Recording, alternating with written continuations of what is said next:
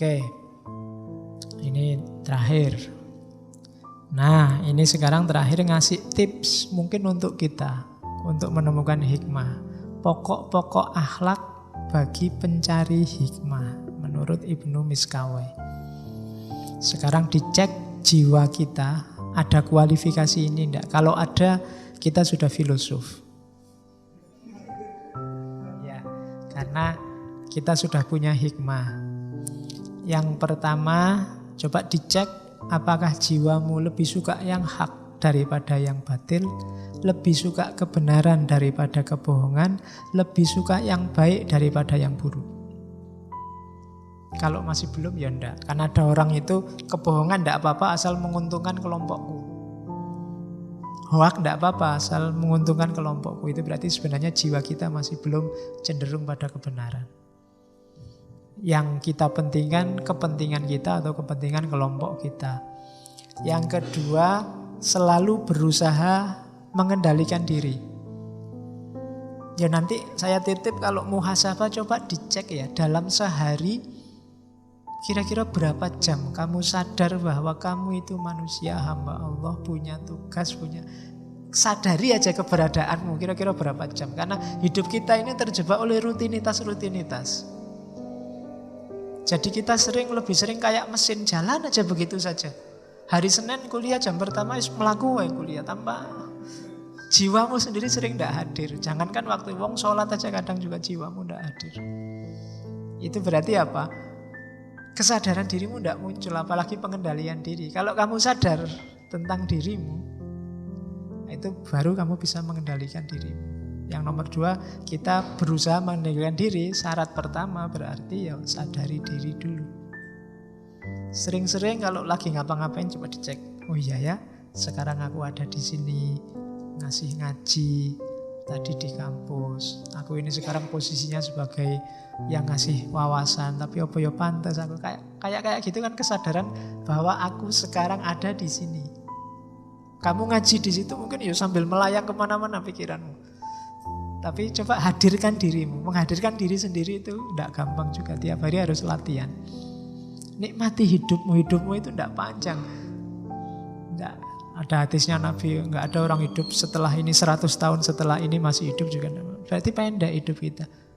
Seringlah hadir dalam hidupmu sendiri. Karena kamu sering tidak hadir. Apalagi orang yang jatuh cinta. Yang hadir pacarnya terus. Di sini itu isinya orang lain, mungkin dosen pembimbingnya, mungkin ya kan tukang warung, mungkin pokoknya nggak pernah dirinya sendiri hadir dalam pikirannya.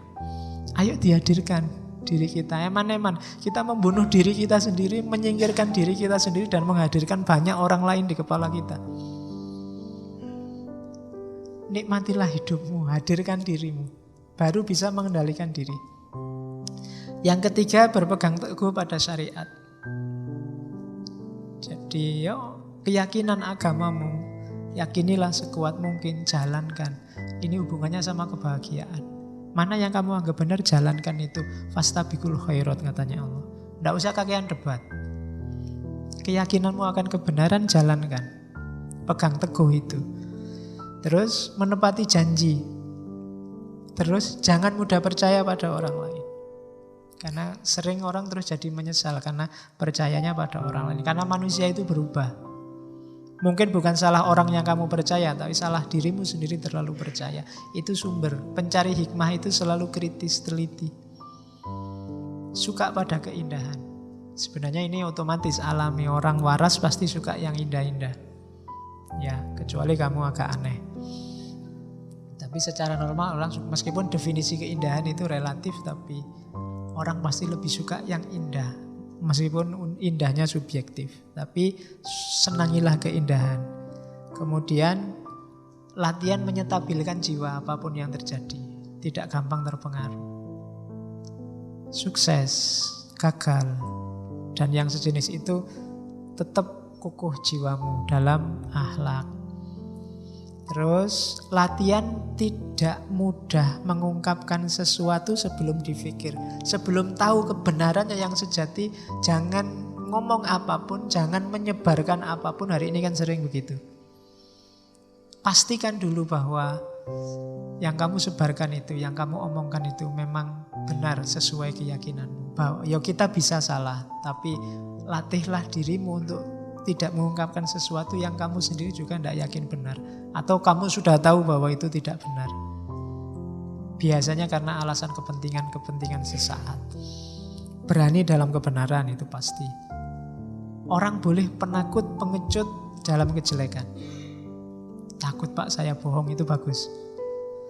Saya pengecut Pak kalau disuruh pacaran itu Pak misalnya, tidak apa-apa. Tapi kalau dalam kebenaran harus berani.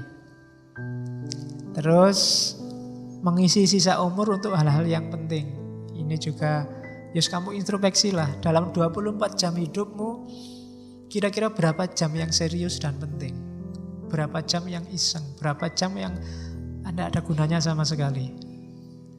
Bisa dimulai dari hal paling kecil, HP-mu coba.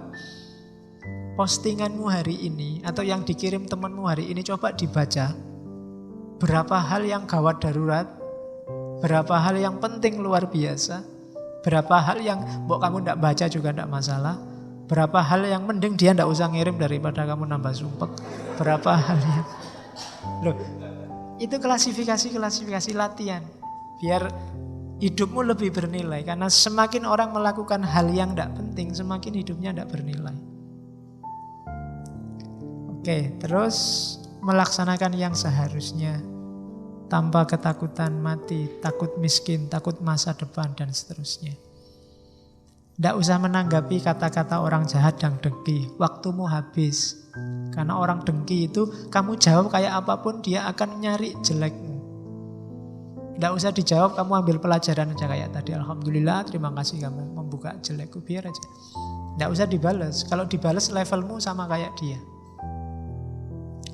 Terus selalu menjaga, itu bukan menjadi, selalu menjaga stabilitas kondisimu, kaya, miskin, terhormat, terhina, tidak masalah. Saya sudah berakhlak baik loh Pak, kok masih tidak dihormati sama orang lain, masih suka dihina sama orang lain, tidak masalah, tidak ada hubungannya. Terus ingat sakit ketika sehat, ingat sedih ketika senang, ingat tulus ketika marah. Jadi ketika sehat ingatlah sakit, maka kita hati-hati. Ketika senang ingatlah sedih, kita tidak berlebihan. Dan ingatlah tulus ketika marah. Orang marah itu berarti ada sesuatu yang dia inginkan tidak terwujud. Orang yang begini biasanya tidak tulus, ada pamrihnya. Maka ingatlah ketulusan. Oh ya, saya kan harus tulus. Apapun orang tulus itu, apapun hasilnya nggak masalah. Dia tidak akan mengungkit, tidak akan menggugat. Dan yang terakhir, kuat keinginan dan optimis sepenuhnya kepada Allah. Percaya. Jadi tidak usah bergantung pada apapun, percayalah sepenuhnya pada Allah.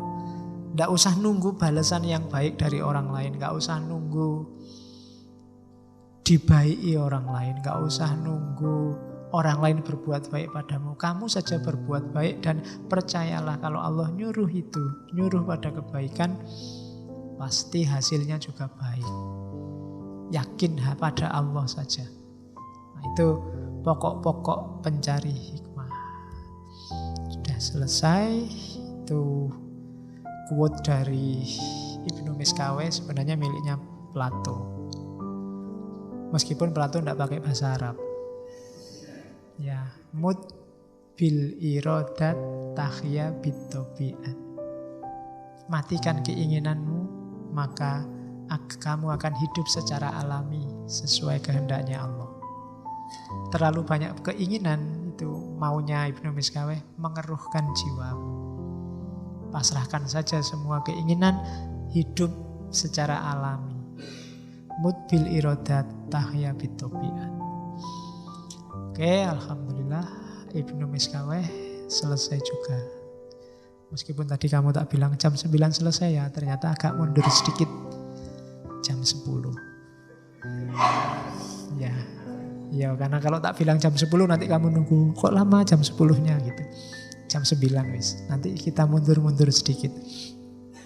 Oke, alhamdulillah selesai sesi ketiga. Minggu depan kita belajar filsafat Jawa.